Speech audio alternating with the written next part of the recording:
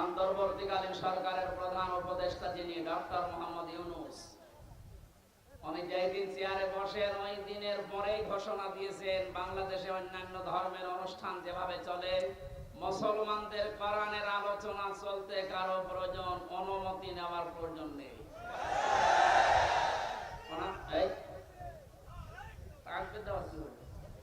কথা বোঝেন? ওনার অনেক মতের সাথে আমার মতের মিল নেই, কিন্তু এই বিষয়টা এত ভালো লেগেছে, দোয়া করছি আল্লাহ এই কথাটার কারণে তার জীবনটা তুমি পরিচ্ছন্ন করে দাও। স্বাধীন এবং পরাধীন শুধু নাম শুনতাম, বাস্তবে 15-16 বছরে আমরা যে অবস্থার সম্মুখীন হয়েছিলাম, একটা স্বাধীন জাতি দাবি করতাম চেতনা নিয়ে, অথচ আমরা ছিলাম পুরা পরাধীন। এই কথা বলে না কেন? আপনাদের বানানো সংবিধান অনুযায়ী হলেও তো আমার বাড়ি কুষ্টিয়া, এখানে এসে কোরআনের দাওয়াত দেওয়া, সংবিধান অনুযায়ী কথা বলা আমার অধিকার ছিল না? যারা দিল না ওরা কি শুধু আমারে বাধা দিয়েছে না কোরআনকে? ডাইরেক্ট ইনডাইরেক্ট যদি কেউ কোরআনে বাধা দেয়, আল্লাহ কি করেন তার বাস্তব প্রমাণ 5 তারিখ থেকে আজকের এই 4 তারিখ পর্যন্ত। কে যেন একটা গান বানিয়েছে দেখলাম, কোথায় না আমি ওটা আর বললাম না, কোথায় সে কাওয়া কাকু, কোথায় গরম গরম কথা। এ জেলায় সারা এরকম উল্টা পাল্টা ক্ষমতার গরম দেখিয়ে কোরআনের আলোচনাগুলো বন্ধ করে দিতে নির্দ্বিধায় ফতোয়া দেওয়া যায় আপনি কাফের। এটা তো আমি বানালাম। হ্যাঁ, আকালাল্লাযীনা কাফারু লা তাসমাউ লিহাযাল কুরআন আলগাউ ফীহি লাআল্লাকুম তাগলিবুন। আল্লাহ পাক বলেন কাফেরেরা সিদ্ধান্ত নিয়েছিল এইটা যে সব চলতে দাও, বাধা দিও না, কিন্তু কোরআনে বাধা দাও। সিদ্ধান্ত কাদের? আরো জোরে বলেন। 96% মুসলমান আমরা এই দেশে বাস করি। বাকি অন্যান্য জাতি যারা আছে তাদের ধর্মীয় অনুষ্ঠানগুলোতে বাধা দেওয়া দূরের কথা, আমরা দেখেছি আরো সাহায্য করা হতো। মুসলমানদের ভেতরেও যারা ইসলামকে ভিন্ন খাতে প্রবাহিত করার জন্য চেষ্টা চালিয়েছে বিভিন্ন নাম নিয়ে, তাদের অনুষ্ঠানগুলোতেও কোনো বাধা আমি দেখিনি। বিশেষ করে পীর নামে, পীরতন্ত্রের নামে যে ইসলাম প্রচার করা হয়েছে এই দেশে, একটা বানানো ইসলাম, যেমন তাহেরি ভাই করেছিল, নজিবুল বশর ময়জ ভান্ডারি করেছিল, আবু সুফিয়ান আল কাদরি ভাই করেছিল। এই সমস্ত জায়গাতে আমি নিজে দেখেছি বাধা তো নেই, পাশেই 5 কিলোমিটার দূরে তাফসীর মাহফিল, বাধা তো দিয়েছে, গ্রেফতারও করেছে। কোরআনের আয়াত অনুযায়ী বোঝা যাচ্ছে কোরআন যারা বাধা দেয় কোরআন প্রসারে কায়েমে, এরা কাফের। কারণ এই সিদ্ধান্তটা মুসলমানদের না, এই সিদ্ধান্ত কাফেরদের। কাদের বলেন তো? এখানে একটা মাসলা বলছে, কেউ যদি কাফেরকে কাফের মনে না করে সেও কাফের। জেলখানায় আমি 3টা বছরের ভেতরে সবচাইতে বেশি এই কথাটা মাওলানা মামুনুল হকের কাছে শুনেছি। উনি মাঝে মাঝে বলতেন, হামজা যদি বাইরে যেতে পারি কোন কাফেরের জানাজায় যাব না, কবরেও যাব না। বলতাম ভাই আপনি এই বিষয়টা নিয়ে তো বেশি কথা বলেন, দেখো কোরআনে কারিমে আল্লাহ জানিয়েছেন ওয়ালা তুসাল্লি আলা আহাদিম মিনহুম মাতা আবাদা ওয়ালা তাকুম আলা কবরি ইলা আখিরি আয়াত। সূরা তাওবার 84 নম্বর আয়াতের প্রথম অংশে আছে আল্লাহ পাক বলেন, হে নবী এরা মারা গেলে এদের কবরের পাশে দাঁড়ানো দূরের কথা, এদের জানাজার নামাজ পড়া দূরের কথা, আপনি এর পাশ দিয়েও যাবেন না। যদিও তাকুম আলা কবরের ব্যাখ্যা 2টা পেয়েছি তাফসীরে। কাফেরের কবরের পাশ দিয়েও হেঁটে যাবেন না এবং কবরের পাশে দাঁড়াবেনও না, কারণ জায়গাটা গজবের। কিসের? কাফেরকে যেখানে মাটিতে রাখা হয় ওই জায়গাটা গজবের হয়ে যায়।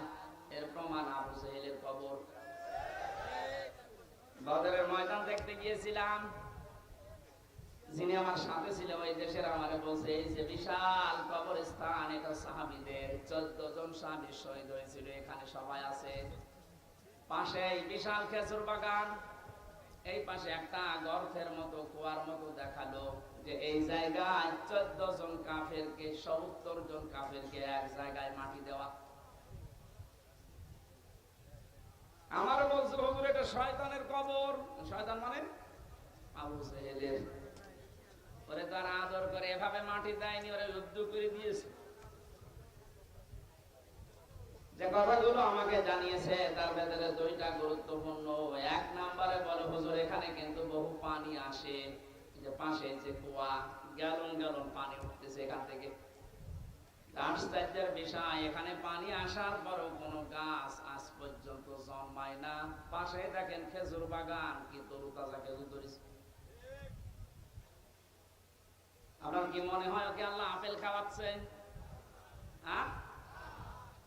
আর কবরে আল্লাহ আগুন লাগিয়েছে, এত হট এত গরম, এর জন্য ওখানে কিছু জন্মই নেয় না। জায়গাটা গজবের জায়গা হয়ে গেছে। কাবা শরীফ তাওয়াফ করার পরে উপর দিয়ে ঘুরছিলাম, হঠাৎ দেখে আমার পেটে ব্যথা করছে।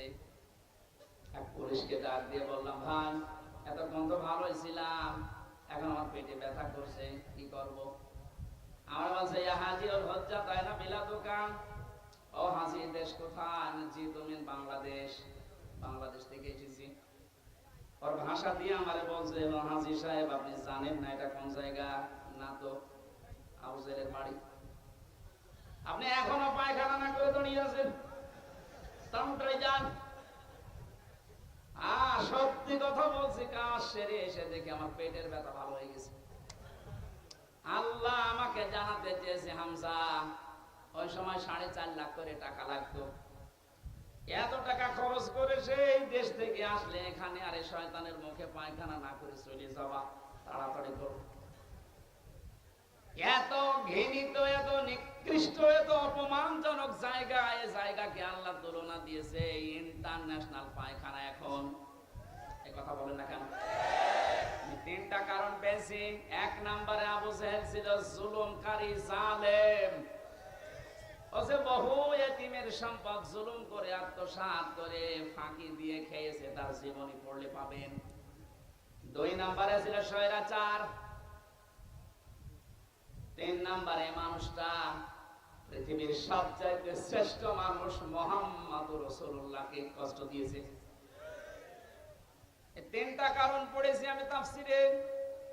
কোরআনে কারীম জানিয়েছে ওয়াল্লাযীনা ইয়াউযুনা রাসূলাল্লাহি লাহুম আযাবুন আলীম।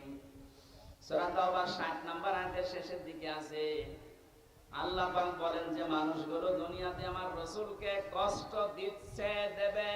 ইয়াউযুনা না দিয়ে আল্লাহ আযাব দিতে পারতেন, মাঝের সিগা দিলে অর্থ হয়ে যেত, কিন্তু আল্লাহ ইয়াউযুনা দিলেন কেন? বর্তমান ভবিষ্যৎ, প্রেজেন্ট ফিউচার, দুইটা কাল নিয়ে শব্দটা গঠন করা। তাফসীরে কাবীর আল্লামা ফখরুদ্দীন রাজি রাহমাতুল্লাহ আলাইহি ব্যাখ্যায় লিখেছেন, এই এরপর কথা বলেন কোন কারণ? এদিকে তাকান। মুফাসসির বলেন আল্লাহ পাক ইয়াউযুনা দেওয়ার পেছনে 7টা কারণ লিখেছে। আমি সবগুলো না বললেও একটা বলছি। তিনি যেহেতু কিয়ামত পর্যন্ত থাকবেন না, থাকবেন, উনি তো দুনিয়া থেকে বিদায় নিয়েছে, তাহলে ইয়াউযুনা দেওয়ার কারণ কি? প্রথম কারণ লিখেছে কিয়ামত পর্যন্ত রাসূলুল্লাহ থাকবে না, কিন্তু রাসূলুল্লাহর ওয়ারিসরা থাকবে। বিশ্বনবীকে কষ্ট দিলে যেমন আযাবুন আলীম এ ঘোষণা আছে, নবীর ওয়ারিসদেরকে কেউ যদি কষ্ট দেয় মাস্ট বি আল্লাহ ওই রকম আযাবই কিয়ামত পর্যন্ত পাঠাতেই থাকবে।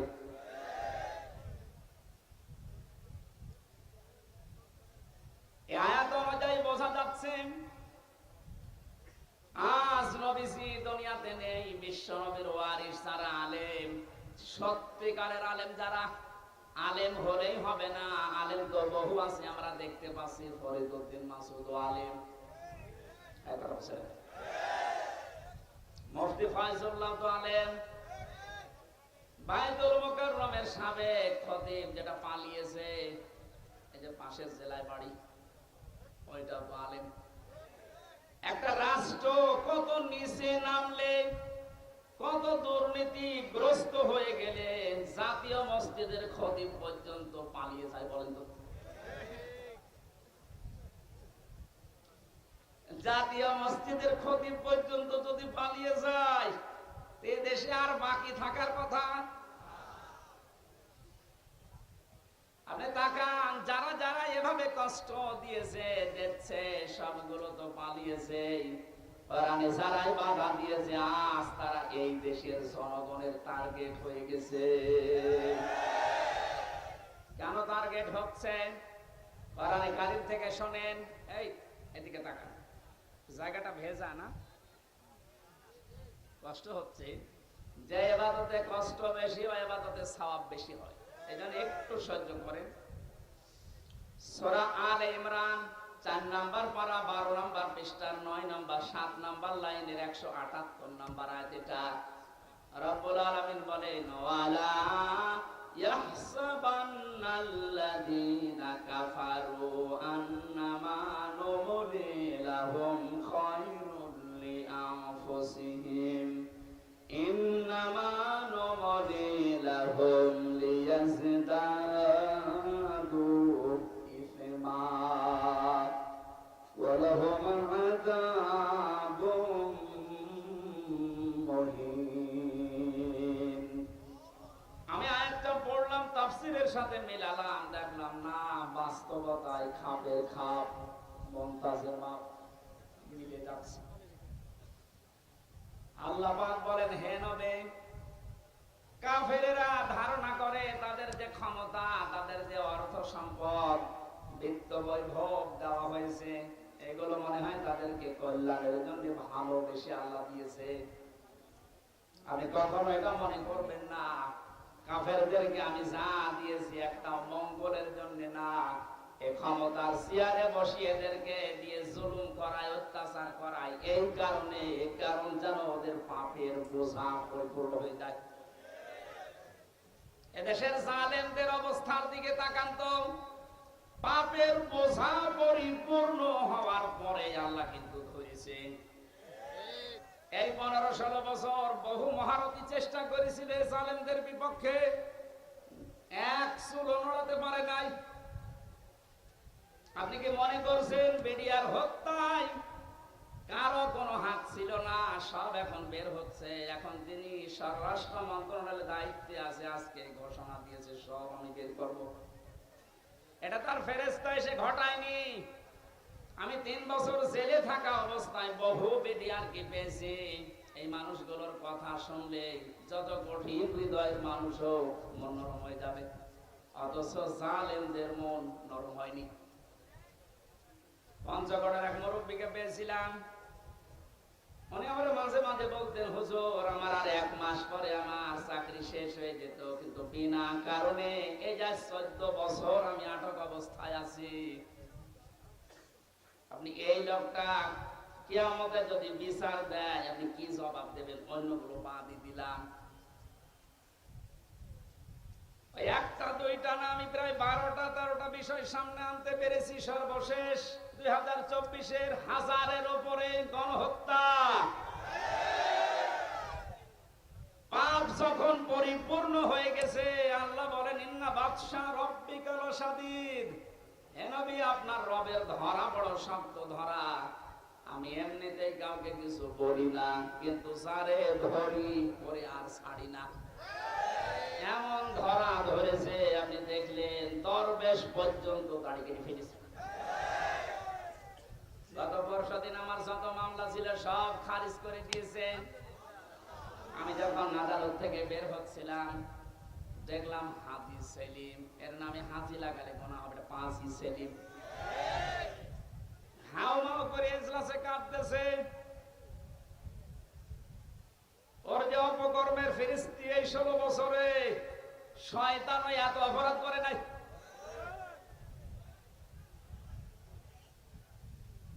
এমন ধরা আল্লাহ ধরেছে, অপমান কারে বলে আয়াতের শেষে ছিল, ওয়ালাহুম আযাবুম মুহিন। তাদেরকে অপমানজনক শাস্তি দেব, যেটার বাস্তব প্রমাণ কালামানিক।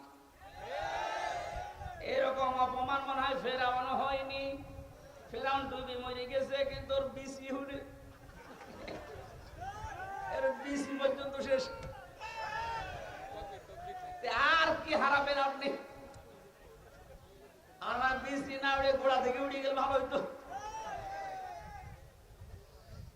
যতগুলো অপমান আমরা দেখতে পেলাম, এই যে হারুন আঙ্কেল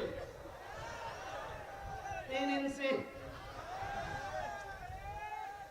এই লোকটা অপমান হওয়ার পেছনে আমি যতটুকু দেখেছি, আমার সাথে ওই ছোট হুজুরটা ছিল প্রথমে 2 মাস, ওই যে মাদানি রফিকুল ইসলাম মাদানি মাওলানা আমারে বলছিল, হামজা ভাই ভাই বলে এই জন্য, কারণ ওর বয়স আমার বয়স সেম সেম, তো দেখতে ছোট কিন্তু বয়স আছে। এখন তোর বয়স 30 আর আমার 32। আমারে বলছে, হামজা ভাই আমারে রিমান্ডের নামে নিয়ে গেল, আমারে হাতির ছিলে রাত 12:30 1টার দিকে 2 পাশে ব্লক করে ওরা উলঙ্গ করেছে। আমারে এক টুকরা কাপড় আমার শরীরে নেই, হাফ প্যান্ট ছিল ওইটাও তুলে নিয়েছে। আমার হাতে একটা সিগারেট ধরিয়ে দিয়েছেন, পাশে একটা অর্ধ উলঙ্গ মহিলা কোথা থেকে নিয়ে এসে দাঁড় করিয়ে ছবি তুলছে, বলছে এটা সকালে ছড়িয়ে দেব, মানুষ বলবে যে হুজুর কত খারাপ। আমার বলছে হুজুর আমার এত অসহায় মনে হচ্ছিল নিজেকে, চোখের পানি ফেলে কাঁদলাম, ডাক দিয়ে বললাম, মাবুদ তোমার কোরআন আমি 100% বিশ্বাস করি, তুমি যা দেখলে, তুমি যা দেখলে, যা শুনলে, আমি তো জানি আমি কিচ্ছু জানি না বিষয়, আমাকে যে প্রশ্নগুলো করে এর সাথে আমি ন্যূনতম জড়িত না। সন্ত্রাসবাদী আইনে মামলা দিয়েছে উল্টাপাল্টা করে। এক এসআইকে ডাক দিয়ে বললাম, ভাই আমার সাথে আপনারা যা করছেন, রাস্তা তো ব্লক করা, কেউ আসতে পারে না, হারুন স্যার কি জানে? এসআই বলছে হারুন স্যার জানে না মানে উনি তো করাচ্ছে। আকাশের দিকে মুখ দিয়ে বললাম, বাবু তোমার আরশের দিকে আমি মুখ করে আমি ছোট হই, কিন্তু আমি একজন আলেম, আমি এখন মাজলুম। আর নবীজি জানিয়েছেন মাজলুমের দোয়া আর আল্লাহর ভেতরে কোনো পর্দা থাকে না। এই বাস্তবতা এবং বিশ্বাস নিয়ে তোমার কাছে বলছি, আল্লাহ জীবনে তোমার কাছে যদি কিছুই কবুল না হয়, তবে এই কথাটা তুমি একটু শোনো, আমাকে যেভাবে অপমান করেছে যার নির্দেশে, তাকে তুমি কিছু দেখিও। আল্লাহ দেখিয়েছেন জীবিত অবস্থায় 3 ইঞ্চি, মহিলারা পর্যন্ত এখন জিকির করছে 3 ইঞ্চি 3 ইঞ্চি। আর কত নিচে নামাবে বলেন? এত গেল 3 ইঞ্চির হিসাব। আমার মনে হয় যে চেহারা এখনো লুকিয়ে আছে, যদি রাস্তাঘাটে জনগণ পার পিটিয়ে মেরে ফেলবে। এই জালেমকে যদি কেউ সাহায্য করে, কথা দিয়ে, সমর্থন দিয়ে, সাপোর্ট দিয়ে, সে আল্লাহর নবীর দল থেকে খারিজ হয়ে কাফের হয়ে যায়। কত বড় ভয়ঙ্কর কথা, তিরমিজি শরীফের হাদিস। কেউ যদি জালেমকে সাহায্য করে, সহযোগিতা করে, কথা দিয়ে, সাপোর্ট দিয়ে, যেভাবে হোক, যদি জালেমকে কেউ সহযোগিতা করে, নবীজি জানিয়েছেন সে আমার উম্মত থাকে না। ও বাংলার মুসলমানেরা, নবীর উম্মতের বাইরে যারা, তারা কি আরো জোরে নাম ধরা লাগবে? আর সুতরাং জুলুমের সাথে যারা জড়িত ছিলেন, বাংলাদেশ জামাত ইসলামের শ্রদ্ধাভাজন আমির ডাক্তার শফিকুর রহমান ঘোষণা দিয়েছেন, আমরা সাধারণভাবে আমাদের কোনো অভিযোগ নেই, আমাদের রাজনৈতিক দল হিসাবে যত জুলুমের শিকার মাফ করে দিলাম, কিন্তু ব্যক্তিগতভাবে যদি কেউ জুলুমের শিকার হয়ে থাকে আর ও যদি প্রতিশোধ নিতে চায়, ওই পরিমাণ আমাদের পক্ষ থেকে বাধা নেই। সেই হিসাবে আমি যেহেতু ভিকটিম, আমার মাটির নিচে রেখেছিল আয়না ঘর, শুধু আপনি নাম শুনেছেন, আর আমি ছিলাম ওখানে 3টা বছর আমাকে ফাঁসির কন্ডেম সেলের ভেতরে তালাবদ্ধ করে 24 ঘন্টা আটক রাখতো সিসি ক্যামেরা দিয়ে। কেউ যেন আমার সাথে কথাও না বলে, দেখাও না করে। এমনকি কারারক্ষী 2-1টা একটু ভালো ছিল, সবাই তো একরকম না। 2-1 জন এসে যদি একটু সালাম দিত, ওই যে উপর থেকে ক্যামেরা লাগানো, ও চাকরি পর্যন্ত চলে যাবে এইরকম সিস্টেম করেছিল। এত কড়াকড়ি আপনি কেন করলেন? এই জুলুমের সাথে যারা নিযুক্ত ছিল, টট্ট বটন যে কয়টা, যেহেতু পরশুদিন আমার মামলা পুরাটা আদালত খারিজ করে দিয়েছে, কোনো দোষ আমার পাইনি, তাহলে বোঝা যাচ্ছে বিষয় আমি কিছু জানি না, আমি পুরা নিরপরাধ। কথা বলে না কেন? নিরপরাধ মানুষকে যারা বেকার 3টা বছর শাস্তি দিল, তাদের বিরুদ্ধে এখন এরকম 3 বছরের শাস্তি আমিও চাই।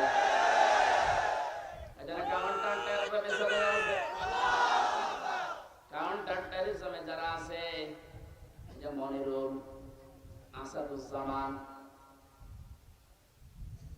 ডিসি মান্নান, বাকিগুলোর নাম আমি নিলাম না, কারণ ওরা অত নিচে নামে নাই। আর একজন নেমেছিল আমার মামলার আয়ু মিজান। পরশুদিন আমি কল দিয়েছিলাম যে মামলা তো সব শেষ হয়ে গেল, খারিজ করে দিয়েছে আদালত। বিচারপতি ওটা দেখে বলছে কি দিয়ে বিচার করব, কোনো মাল ম্যাটারেস নেই, যা সব বাদ। ওনারে বললাম এতদিন পর্যন্ত ওনারে স্যার বলতাম, এখন দেখে এর সাথে যারাই জড়িত ছিলেন তাদেরও জীবন থেকে আমি 3 বছর নষ্ট করতে চাই। এইটাই নাই বিচার। এটা যদি আপনি না করেন, আগামীতে যারা আসবে এরকম হাজার হামজার নামে ওরা কারণে অকারণে মিথ্যা সত্য মিলিয়ে মামলা দিয়ে বছরের পর বছর আটক করে রাখবে। এই জন্য যে মানুষগুলো 5 বছর 7 বছর 10 বছর জেলে থাকার পরে কোনো দোষ পায় না, শেষে খালাস দিয়ে দেয়, এর সাথে যারা জড়িত মামলার আয়ু থেকে শুরু করে উপর পর্যন্ত প্রত্যেকের বিচারের আওতায় আনা লাগবে। কোন কারণে কিছুই পেলি না, ওর 10টা বছর নষ্ট করলি, তুই বড় জালেম। জালেমের কথা এই কারণে বলছি, এই কারণে শব্দটা শুনতে যত সহজ মনে হচ্ছে, বিষয়টা অত সহজ না। জালেম আল্লাহর কাছে এত ঘৃণিত, এত নিন্দিত, এত খারাপ, আল্লাহ নিজে বলেন আমি জালেমের বিরুদ্ধে নিজে বাদী হয়ে মামলা দেব। সূরা শুরা 42 নম্বর আয়াত, 25 নম্বর পারার 6 নম্বর পৃষ্ঠার 13 নম্বর লাইনে আছে, ইন্নামাস সাবিলু আলাল্লাযিনা ইয়াজলিমুনান নাস, ইলা আখির আয়াত। আল্লাহ পাক বলেন অবশ্যই আমি আল্লাহ মামলা দেব। ওই আল্লাহ নিজে মামলা দায়ের করবে, নিজে কেস করবে, নিজে অভিযোগ দায়ের করবে ওই সমস্ত মানুষদের বিরুদ্ধে ইয়াজলিমুনান নাস, যারা মানুষ হয়ে মানুষের উপরে জুলুম করেছেন। জালেম যারা, এটা রেকর্ড হচ্ছে, আপনিও শুনতেছেন, যেখানেই লুকিয়ে আছেন কান খাড়া করে শোনেন। জালেম যারা, তাদের দুনিয়াও শেষ, আখিরাতও শেষ। আপনার আর বাঁচার মতো কোনো লাইন নেই যতক্ষণ পর্যন্ত এই মাজলুমরা মাফ না করবে। আর আমার তো যতটুকু বাস্তবতায় ধারণা আমি দেখেছি, বাংলাদেশের 18 কোটি মানুষও যদি আপনাকে মাফ করে দেয়, আয়না ঘরের সাথে যারা জড়িত ছিলেন, ব্যারিস্টার আরমানের বউ আপনাকে মাফ করবে না।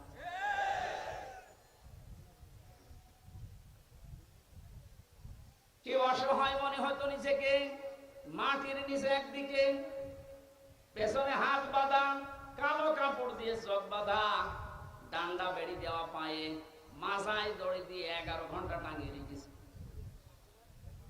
তাও যদি একটা অপরাধ করতাম মেনে নিতে পারতাম, কিচ্ছু জানি না ওই বিষয়ে। কোন পাগল কোন ছাগল নাকি সে সিরাজগঞ্জ থেকে গেছে সংসদ ভাঙবে একটা কাঁচি নিয়ে, তারে পুলিশে ধরেছে, এই এখানে কে সংসদ ভেঙে ফেলবো, কাঁচি দিয়ে সংসদ ভাঙা যায়? বোম মারলে ওড়ে না, আর তুমি কাঁচি নিয়ে এসেছো। ও নাকি বলেছে যে আমি হুজুরের ওয়াজ শুনে উদ্বুদ্ধ হয়ে সংসদ ভাঙতে এসেছি। কোন হুজুর? আমি রামজা, ধরে নিয়ে আই। এই যে আমার অপরাধ। আমি বারবার বলার চেষ্টা করেছি 164-এ ম্যাজিস্ট্রেটের কাছে, স্যার আমার ওয়াজ আপনার মোবাইলও আছে, আপনি দেখেন তো আমি কোন ওয়াজ করলাম যে আমার ওয়াজ শুনে উদ্বুদ্ধ হয়ে সংসদ ভাঙতে গেল। আমার হাত বাঁধা, কিছু করার নেই। বিচার ব্যবস্থা কোথায় নামিয়েছেন আপনি? এই ব্যবস্থার কারণে হাজার হাজার মানুষ জীবন নষ্ট করেছেন, দুনিয়া থেকে পর্যন্ত বিদায় করে দিয়েছেন।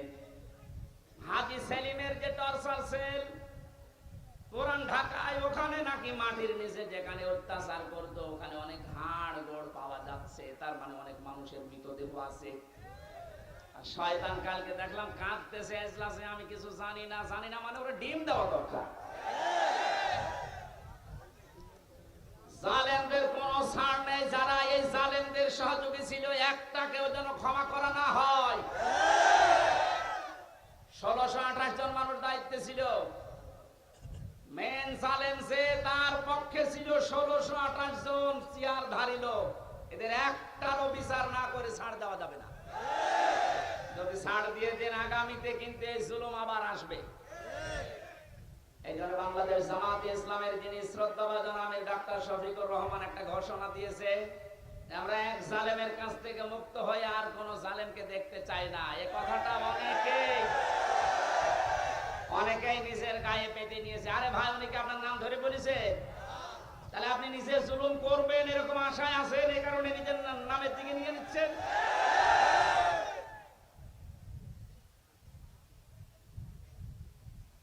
জীবিত ওলি দেখেননি জীবনে, মরা ওলি দেখেছে। বিভিন্ন গাছতলায় আস্তানায় শুয়ে আছে, মরা ওলি মনে করে। জীবিত ওলি যদি কেউ বাংলাদেশে দেখতে চান, কোন দরবারে যাওয়ার দরকার নেই, ডাক্তার শফিকুর রহমানের দিকে তাকাবেন, ওটা টাটকা জিন্দা ওলি। আমি নিজে সাক্ষী দিচ্ছি, তার যে ইবাদতের মাত্রা, তার যে ইখলাস, দ্বীনের জন্য যে কুরবানি এবং আল্লাহর প্রতি তার যে তাওয়াক্কুল কোন পর্যায়ের, আপনারে মাথায় ধরবে না। আমি 4 দিন তার সাথে ছিলাম, দেখেছি আল্লাহ মানুষকে এরকম ধৈর্য দেয়। তার ছেলেটা ওই সময় জেলখানায়, তার বউ অসুস্থ, তার দলের লোক হাজার হাজার লক্ষ লক্ষ পালিয়ে বেড়াচ্ছে, অধিকাংশ জেলখানায়। সবকিছু তাদের শেষ 15 বছরে, অথচ লোকটার ভেতরে কোনো টেনশন, কোনো চিন্তার কোনো ছাপ নেই। এত কষ্ট করে জেলখানায় থেকে হাজিরা দিয়ে যখন আদালত থেকে আসতো, বলতাম স্যার একটু ঘুমিয়ে নেন। যে 12-13 ঘন্টা 15 ঘন্টা পর্যন্ত এত কষ্ট করে এসে কিছুক্ষণ তেলাওয়াত, কিছুক্ষণ জিকির, কিছুক্ষণ দরুদ শরীফ পড়ে কয়েক ঘন্টা ঘুমিয়ে, এরপরে দেখতাম তাহাজ্জুদের নামাজে যতটুকু পারে পড়ে, এরপরে উনি যে সেজদায় পড়ে যেত 30 মিনিট, 40 মিনিট, 50 মিনিট, 1 ঘন্টা, 1.5 ঘন্টা একটা সেজদায় কাঁদতে কাঁদতে, মুরব্বী মানুষ, চোখের ভুরু পর্যন্ত পাকা, দাড়ি পাকা, ভিজে ভিজে পানি পড়ছে সেজদায়। আপনি ওলি দেখতে চান, অধিকাংশ গুলো ফজরের নামাজ পড়ে না। আর এই লোকটার তাওয়াক্কুল আর কষ্ট শিকার দেখেছেন কোন পর্যায়ে। একদিন বলেছিলাম যে স্যার, এখানে দুষ্ট কিছু মানুষ আছে, তারা মোবাইল নিয়ে এসে তাই চুরি করে। এটা রেকর্ড হচ্ছে তো, এই জন্য গোপন কথা বলা যাচ্ছে না। ভেতরে আবার ঝামেলা বেড়ে যাবে না। ওখানে সব ধরনের সিস্টেম করে মানুষ, কি করবে এখন, অসহায় তারা। বললাম যে আপনারা আমি ওইভাবে একটা ছোট মোবাইল নিয়ে এসে একটু বাড়িতে খোঁজ নেন। আমার বলছে হামজা কার খোঁজ নেব কেন, আপনার ছেলে ছেলে, আপনার বউ অসুস্থ, আপনার দলের লোক সব পালিয়ে বেড়াচ্ছে। আমার যে কথা শুনিয়েছি আমার জীবন ভরে গেছে। আমার বলছে হামজা, ধরা পড়ার সময় আমি নিজেই প্রস্তুতি নিয়েছিলাম, 24 ঘন্টায় আমি প্রস্তুতি নিয়ে থাকি কখন ওরা আমার ধরে নিয়ে যাবে। ধরে যখন নিয়ে এসেছে, আসার সময় আমি সব আমার আল্লাহর কুদরতি হাতে দিয়ে এসেছি। এই কঠিন পরিস্থিতিতে এই কথা মুখ দিয়ে বের হওয়া অত সহজ না, আপনি যত সহজ ভাবতেছেন। কোরআনে কারীম জানিয়েছে, ইন্নাল্লাযীনা ক্বালু রাব্বুনাল্লাহ সুম্মা ইসতাকামু তাতানাজ্জালু আলাইহিমুল মালাইকা আল্লা তাখাফু ওয়া লা তাহজানু।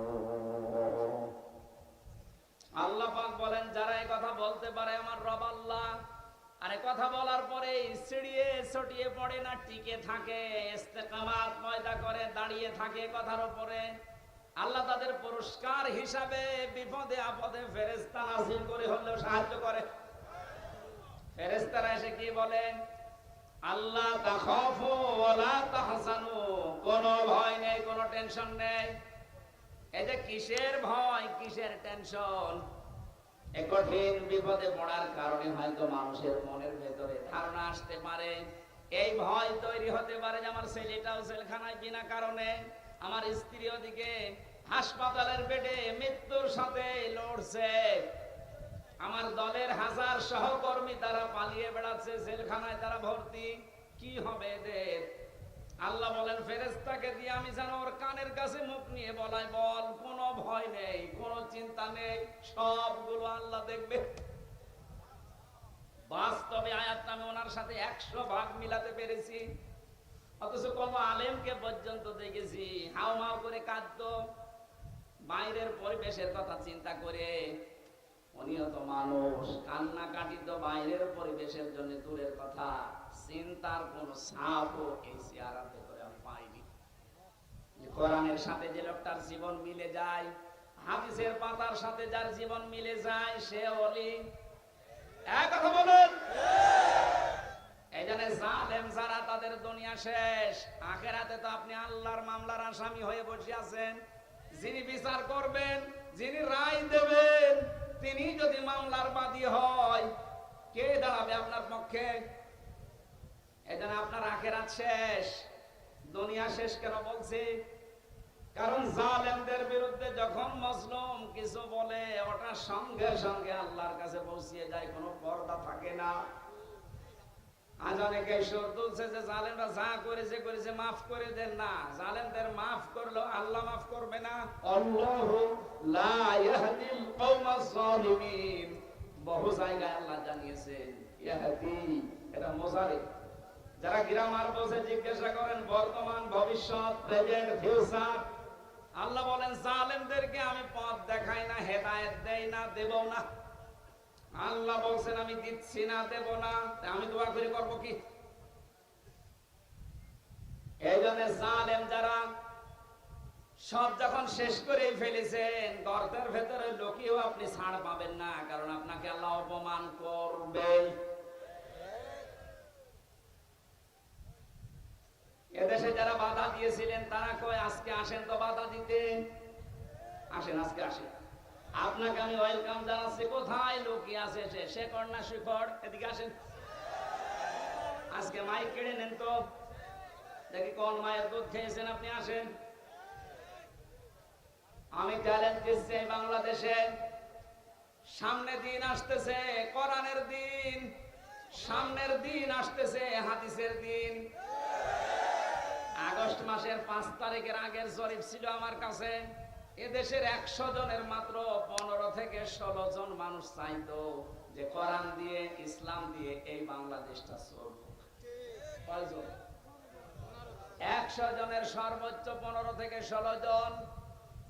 অথচ 5 তারিখের পরে আজকে 4, এই 30 দিনে, গতকালকে রাতে 12:30টার রিপোর্ট পেয়েছি, এই দেশে তাও যে সে রিপোর্ট করে নাই, নির্ভরযোগ্য রিপোর্ট এটা, এদেশে এখন 100 জনের 35 জন মানুষ চাচ্ছে দেশে ইসলাম দিয়ে চলুক। সময়টা একটু বৃদ্ধি হতে দেন।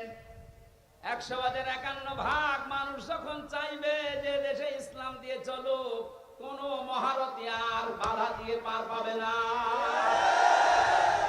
এজন্য এখন আমাদের খুব সতর্ক, ছোটখাটো কোনো বিষয় নিয়ে যেন ঝামেলায় না জড়াই। আমার এক ওস্তাদ বলছিলেন, একটা হোস্টেলে 100 ছেলে থাকে, খাবার সকালে নাস্তা দেওয়া হয়, রুটি পাউরুটি, রুটি আর কলা। এর ভেতরে কিছু মানুষ সুর তুলেছে, আমরা সকাল বেলায় নাস্তা আর খাবো না, নাস্তার মেনু পাল্টাতে হবে। হোস্টেলে যিনি দায়িত্বে আছে ডাক দিয়ে বলছে ঠিক আছে আমি পাল্টাবো, তবে কে কোনটা বেশি খেতে চায়, যে বেশি হবে ওই দিকে আমি রায় দেব। ভোটের সিস্টেম করেছে, রায় যখন এসেছে 20 জন চাই ওই আগেরটাই কলা পাউরুটি, 18 জন চাই খিচুড়ি, 15 জন চাই রোল। এভাবে ভাগ করতে করতে দেখা গেল 20-এর সংখ্যা আগে যা ছিল। এবার আপনি বলেন তো 20 বাদ দিলে 100-র ভেতরে থাকে কত? আরো জোরে। 80 জন যদি সব একমত হতো, এ নাস্তার মেনু পাল্টানো সহজ ছিল না কঠিন ছিল? বাস্তবটা এখন আমাদের সামনে।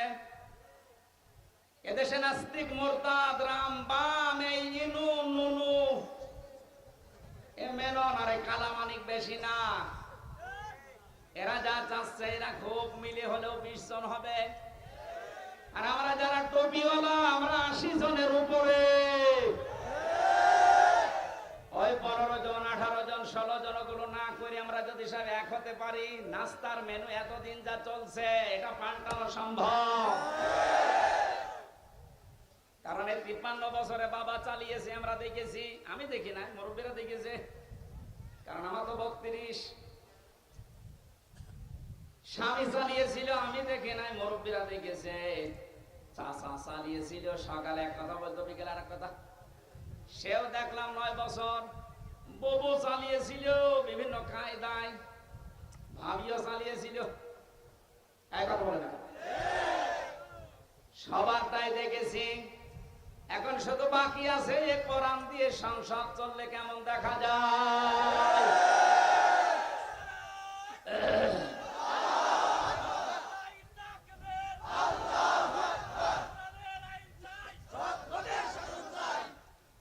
কারা কারা চান আল্লাহর এই কোরআন দিয়ে বাংলাদেশের এই সংসদ চলুক? দেখে লিল্লাহি তাকবীর।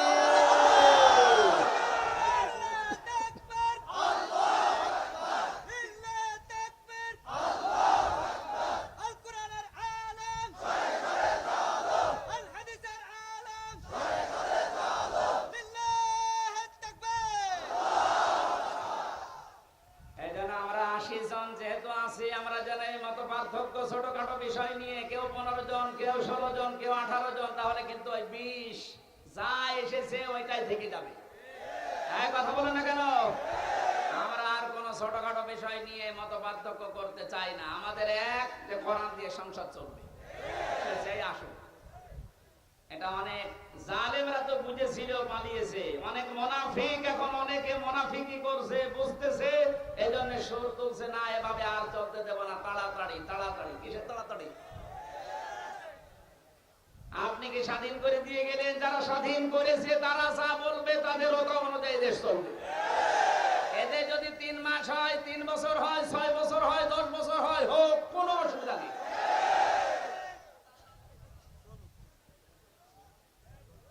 কি অবস্থায় ছিলেন আপনি টের পাচ্ছেন না? কয়েকদিন আগে বাংলাদেশ জামাত ইসলামী কুষ্টিয়া জেলা শাখার উদ্যোগে 500 আলেমকে ডাক দিয়েছিল, সব ঘরনা। 3.5 ঘন্টা আলোচনা হয়েছে।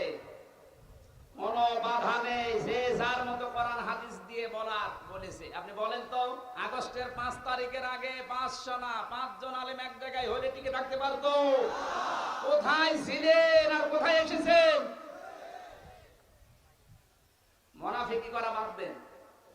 জীবন যারা দিয়ে গেল, আজ ওদের বিরুদ্ধে অনেকে ফতোয়া তুলছে। বৈষম্য বিরোধী ছাত্র আন্দোলন যারা শহীদ হয়েছে, এরা নাকি শহীদ না, বুক পেতে আত্মহত্যা করেছে। শয়তানি করার জায়গা পাচ্ছ না? শহীদ যারা, এদেরকে যদি কেউ মুখ দিয়ে বলে যে না এরা শহীদ হয়নি, এটা পুরা কোরআনের বিরুদ্ধের কথা। সূরা বাকারা 154 নম্বর আয়াত, আলা তাকুলু লিমান ইউকতালু ফি সাবিলিল্লাহি আমওয়াত বাল আহইয়াউ ওয়ালাকিন লা তাশউরুন। সূরা বাকারার 154 নম্বর আয়াতে আছে, হে নবী, মুখ দিয়ে কোনদিন এই কথা যেন কেউ না বলে যারা মারা গেছে, না ওরা শহীদ হয়েছে, ওরা মারা গেছে, কথা বলবেন না। কারণ যারা শহীদ হয় ওরা জীবিত, কিন্তু তোমরা টের পাও না। তাই মানুষ যেহেতু মুখের পরে অন্তরে ধারণা করতে পারে, আল্লাহ ধারণার উপরে নোটিশ দিয়েছে, এই আলা তাহসাবান্নাল্লাযীনা কুতিলু ফি সাবিলিল্লাহি আমওয়াতা বাল আহইয়াউন ইনদা রাব্বিহিম ইরসাকুন। সূরা আলে ইমরান 169 নম্বর আয়াত। আল্লাহ পাক বলেন, মুখে তো বলবি না, ধারণাও করবি না যে যারা শহীদ হয়েছে, ওরা মরে গেছে, না এই ধারণা করা জায়েজ নেই, হারাম। কেন? বালা হইয়া ওরা জীবিত। ওরা কি? আরো জোরে বলেন। ইনদা রাব্বিহিম ইউরযাকুন, তারা আল্লাহর কাছে রিজিক পাচ্ছে। আমি কয়েকদিন আগে গিয়েছিলাম শহীদ আবু সাঈদ রংপুরের কবর জিয়ারতে এবং বাড়ি দেখতে। ওর বাবা এসে আসার পরে জিজ্ঞাসা করলাম ছেলে মেয়ে কয়টা? 6টা ছেলে, এটা ছোট ছিল। ও ছোটবেলা থেকে প্রতিবাদী, অন্যায় দেখলে কিছু নেই হাতে, তারপর প্রতিবাদ করত। এত বড় জুলুমের বিরুদ্ধে প্রতিবাদ করার জন্য যেটা হাতে নিয়েছিল, কোন অস্ত্র ছিল? কি ছিল? গাছের ডাল। কালা মানিক বলছে না, ওর হাতে অস্ত্র ছিল। ডাল যদি অস্ত্র হয়, তুমি যে কলা পাতায় শুয়েছিল এটা অস্ত্র।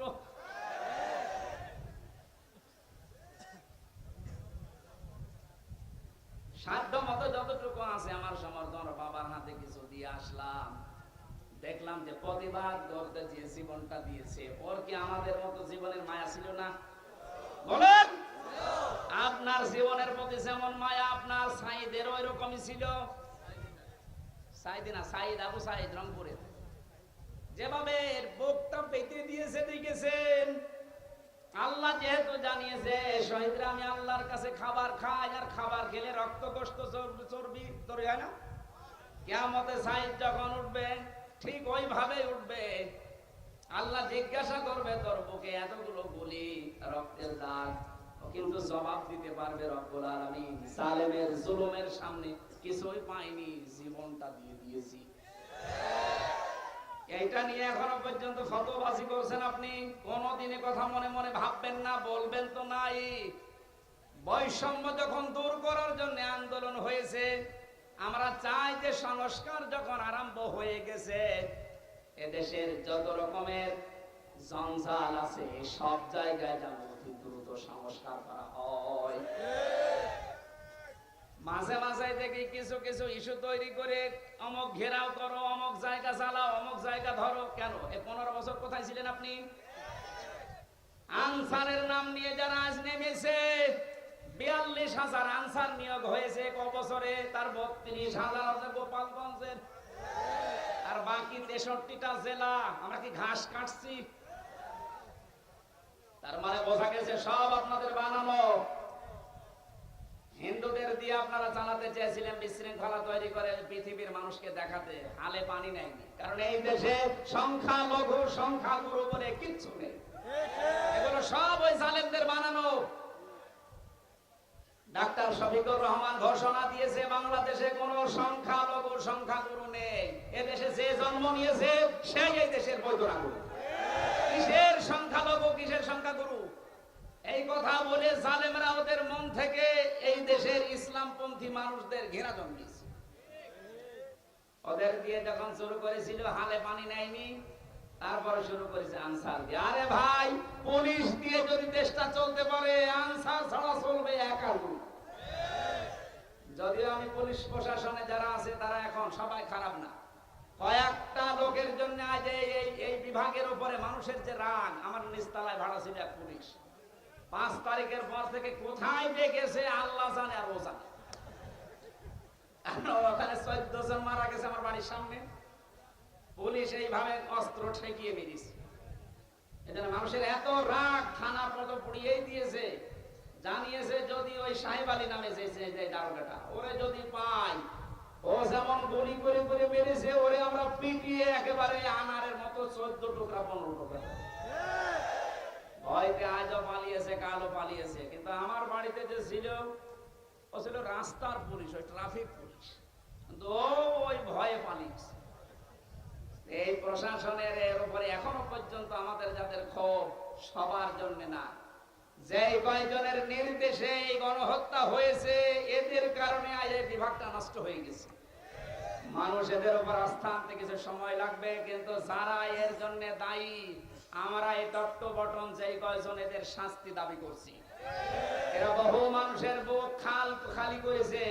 এদের জন্য আয়না ঘরে হাজার হাজার মানুষের হাড় পাওয়া যাচ্ছে।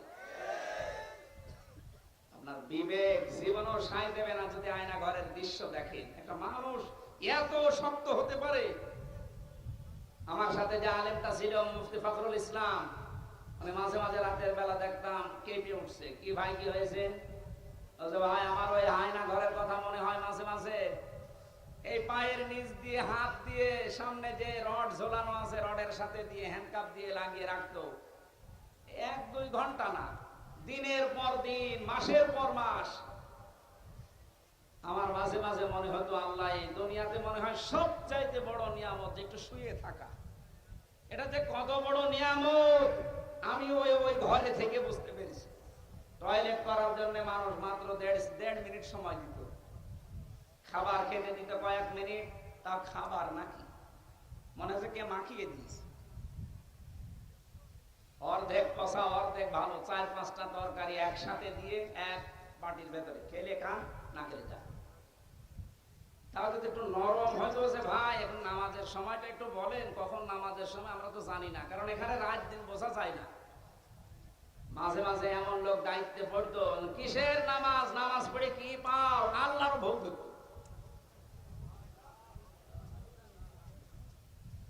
যে কয়জন মানুষের দ্বারা আজ পুলিশ প্রশাসনের সবার উপরে মানুষের রাগ ঝাল অনেকে মিটাচ্ছে, এই কয়জন মানুষের শাস্তি আমরা দাবি করছি, সবাই না। এখন অনেক কনস্টেবল, অনেক এসআই, এএসআই লাইভ করে বলছে আমাদের জীবনটা নষ্ট হয়ে গেছে এই কয়েকটা শুকরের বাচ্চার জন্য। যাদের নাম বলছে আজকের লাইভ দেখলাম, বেনজিরের নাম বলছে, এই আব্দুল্লাহ মামুনের নাম বলছে, বাকি শহীদ বলছে ধরা পড়েছে, 8 দিনের রিমান্ড দিয়েছে। আমার মনে হয় আমার সাথে রিমান্ডে যে আচরণ করেছে ওর সাথেও করাবো। এদের নির্দেশে হাজার হাজার মানুষ, 1000-এর উপর মানুষ বাংলাদেশে মারা গেছে এই 24 তারিখ, 14 তারিখ থেকে 5 তারিখের আগ পর্যন্ত। আপনি টের পাচ্ছেন কোথায়? আর এখনো পর্যন্ত অনেকে জালেমের প্রশংসা করছে যে কি করেছে, কি করেছে টের পাচ্ছেন না। চলেন আপনারা নিয়ে যায়, 10 দিন থাকেন আপনি ঘরের ভেতরে। অনেকে না বুঝে আবার এই দেশ থেকে এখনো পর্যন্ত বুকে সাহস বাঁধতেছে, ভিডিও কলে কথা বলছে, আপা ঘাবড়াবেন না, আপনি ঘাবড়ালে আমরা নরম হয়ে যাই। আপনি আবারও শক্ত হতে চাচ্ছেন?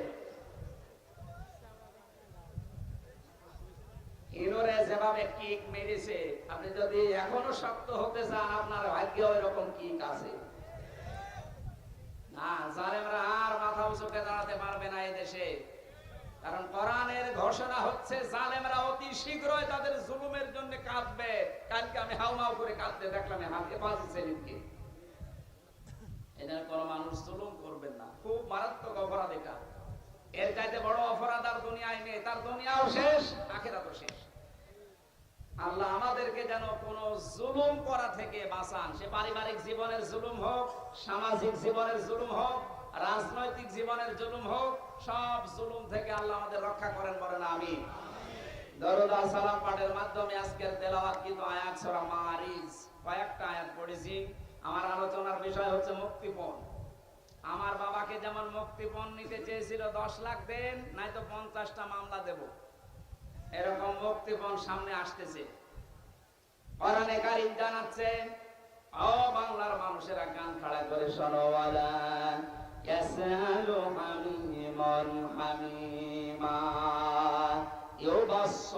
ইউবাসসিরুনহুম ইয়াবাদুল মুজরিমু লাউ ইয়াফতাদি মিন আযাবি ইয়াউমিযিন বিবানি।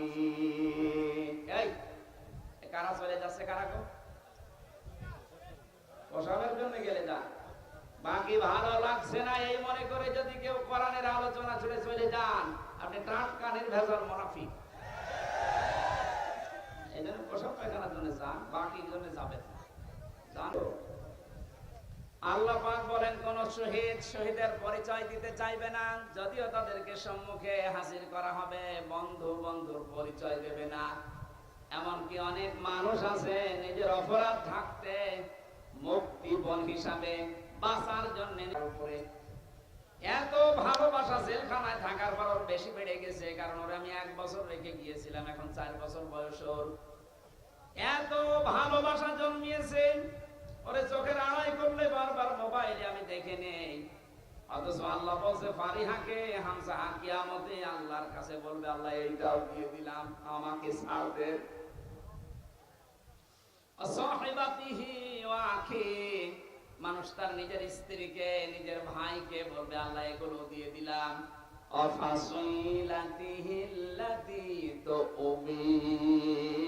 নিজের জ্ঞাতি গোষ্ঠী, নিজের দলের লোক, রাজনৈতিক আশ্রয় যারা, সামাজিক আশ্রয় যারা, পারিবারিক আশ্রয় যারা তাকে দিত, এই গোষ্ঠীর লোক পর্যন্ত মানুষ বলবে আল্লাহ সব দিয়ে দিলাম।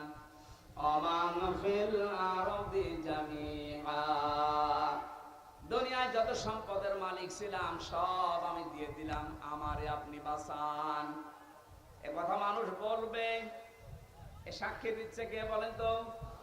আরো জোরে বলেন। একটা কালকে আমি আরো বেশি বিশ্বাস করে ফেলেছি, এখনো বিশ্বাস ছিল আগেও।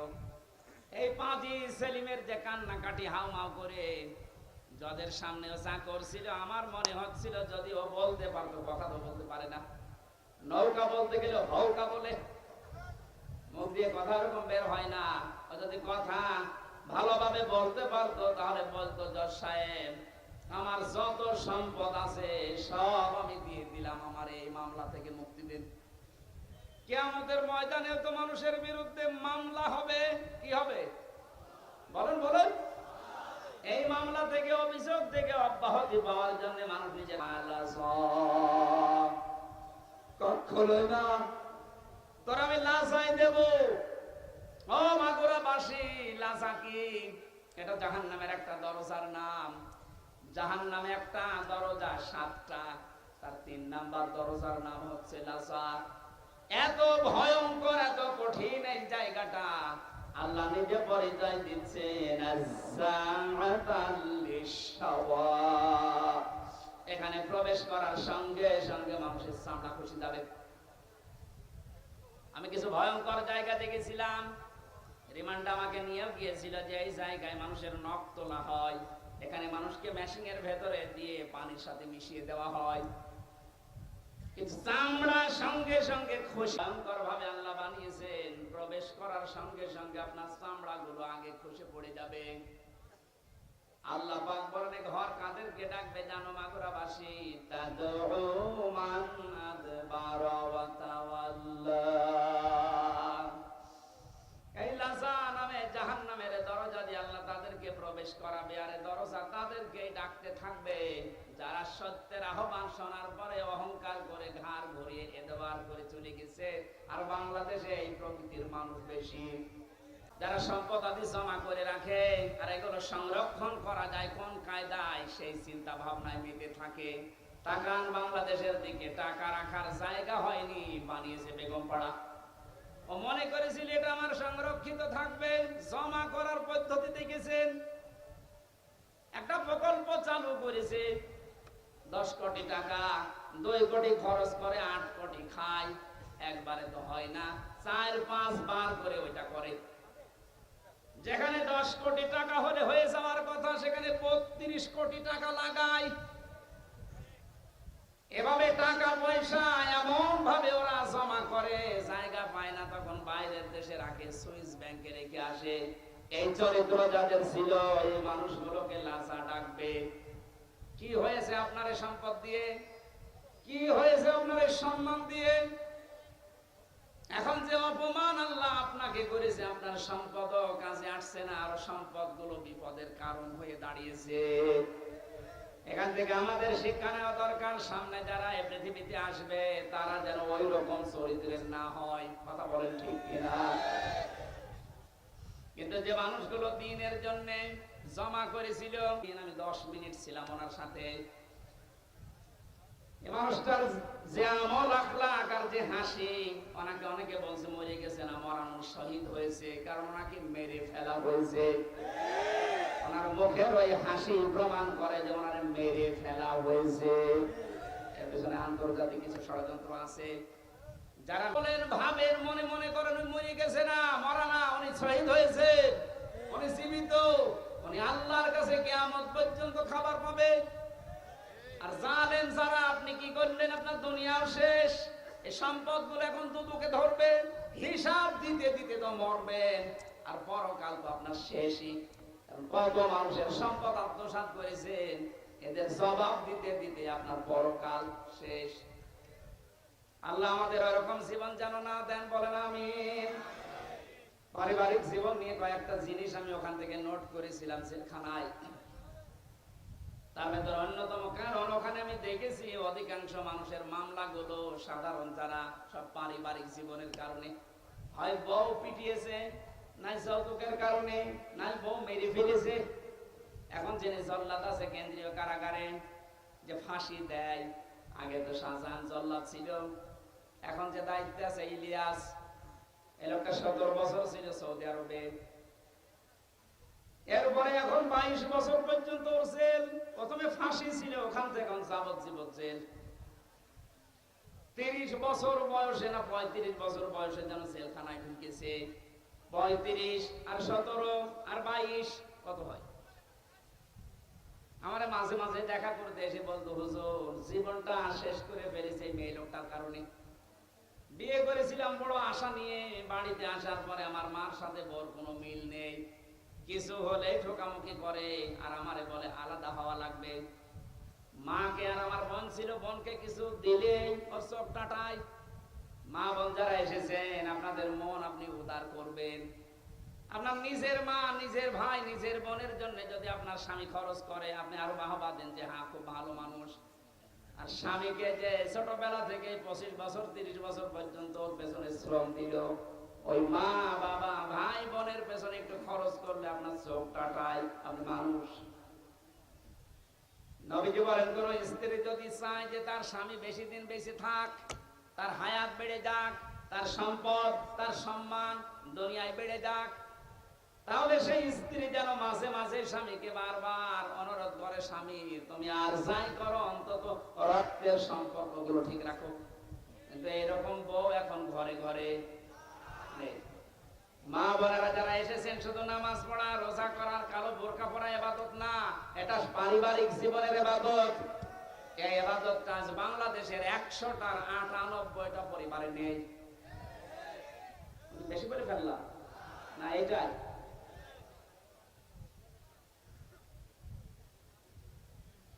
রাঙ্গামাটি গিয়েছিলাম 18 সালে, লংগদু থানায়। আসার সময় আমার বলছে, হুজুর চলেন বৃদ্ধাশ্রম দেখে আসি। যে দেখি এক কলেজের প্রফেসর মায়ের পা ধরে কাঁদছে। ডাক দিয়ে বললাম, স্যার কি হয়েছে? আমাকে পরিচয় করিয়ে দিলেন যে এক কলেজের স্যার। মা তাকে ডাক দিচ্ছে, সন্তান আমি যখন মারা যাব তখন আমার মাথার উপরে ফ্যানটা তুই পাল্টিয়ে নতুন ফ্যান লাগিয়ে দিবি। ছেলেটা প্রশ্ন করছে, মা তুমি তো মরেই যাবা, তখন আবার ফ্যান কি হবে? মা বলে, বাবারে আজ 3 মাস আমি এখানে আছি, এই ফ্যানটা ঘোরে না। আমি কর্তৃপক্ষকে বলেছিলাম যে তুই টাকা পয়সা দিস না, এই জন্য ওরা ফ্যানও লাগিয়ে দেয় না। আমার সাথে তুই যা করলি, আমার তো মনটাই গিয়ে বলছে তোর সন্তানও কিছুদিন পরে তোর এখানে রেখে যাবে। তোর তো ফ্যান ছাড়া ঘুম হয় না, তুই তো গরম সহ্যই করতে পারিস না। তোরা আগে থেকে সাবধান করলাম, আমি মারা যাওয়ার পরেই তুই ফ্যানটা লাগাবি, নাই তো তুই কষ্ট পাবি। এই অবস্থায় দেখলাম ওর মা মরে গেল। হাউ মাউ করে কেঁদে বলছে, হুজুরের দোষ আমারে দেবেন না, একাই দোষ আমার বোর। আমার দুইটা বাচ্চা আছে, সব সময় আমার পেছনে লেগে থাকে আমার স্ত্রী যে এই বুড়িকে যদি বাড়ি রাখো তোমার ভাত আমি খাবো না। বাধ্য হয়ে আমি তালাকও দিতে পারি না আমার সন্তানের দিকে তাকিয়ে। শেষ পর্যন্ত মাকে আমি রেখে এসেছিলাম বৃদ্ধাশ্রমে। ছোটবেলায় আমার বাবা মারা গেছে, বহু কষ্ট স্বীকার করে আমাকে কলেজের প্রফেসর বানিয়েছিল আমার এই মা। কিন্তু স্ত্রীর ছোট মনের কারণে আমি আজকে তারও বাড়িতে রাখতে পারি নাই। আজকে আদরে অনাদরে সেবা না পেয়ে শেষ পর্যন্ত মাটা আমার মারাই গেল। দুনিয়াতে নাম ধরে ডাকার মতো আমার আর কেউ নেই। মাগুরাবাসী মা বোন যারা এসেছেন, আপনাদের জন্য পারিবারিক জীবনের একটা কথাই বলছি, শুধুমাত্র ওই কলেজের প্রফেসর রাঙ্গামাটির উনি না, এখানে হাজারো মানুষ আমরা ঠিক ওই অবস্থায় পরিবারে আছি। মনটা একটু উদার করেন না কেন? একটু মনটা ছাড় দেন। কেউ তো থাকবেন না, 100 বছর পরে আমরা এখানে কেউ থাকবো না, নতুন মানুষ এই জায়গা চাষ করবে। কথা বলে না কেন? আমরা যেন ধরা না খায়া কেরাতে ওইরকম জীবন ওইরকম তৈরি করা দরকার আমাদের সবার। এজন্য পারিবারিক জীবনে ওনার যা দেখলাম এই ইলিয়াসের, ওই লোকটার জীবন তো শেষ হয়ে গেল একটা মেয়ে লোকের কারণে। শেষ পর্যন্ত ঘানর ঘানর দেখে একদিন একটা থাপ্পড় দিয়েছিলাম, ও ছাতা গেছে মরিয়ে। এই কারণে আমার এখন যাবজ্জীবন জেল। বলেন তো, যে লোকটা 35 বছরে জেলে ঢুকেছে, 17 বছর সৌদি আরবে কাটিয়েছে, 22 বছর জেল খাটবে, ও বের হয়ে আর কি করবে? খুব বড় একটা না, সামান্য একটা পারিবারিক বিষয়ে। এই জন্য আমি নোট করেছিলাম জেলে বসে বসে যে পারিবারিক জীবনের দাম্পত্য কলহ এবং এর সমাধান কি করা যায়। যেহেতু এটা নিয়ে 100 জনে প্রায় 70 জন জেল খাটে। আমি লিখে এখন বাইরে এসে বই করেছি, ওইটা আপনার মেয়েকে বিয়ে দেওয়ার আগে পড়াবেন, বউকে পড়ান, ফুফুকে, নিজের মাকে, বোনকে, এদেরকে পড়াবেন। আমার মনে হয় পরিবারে আল্লাহ শান্তি ফিরিয়ে দেওয়ার কাজ ওখানে লিখে দিয়েছি।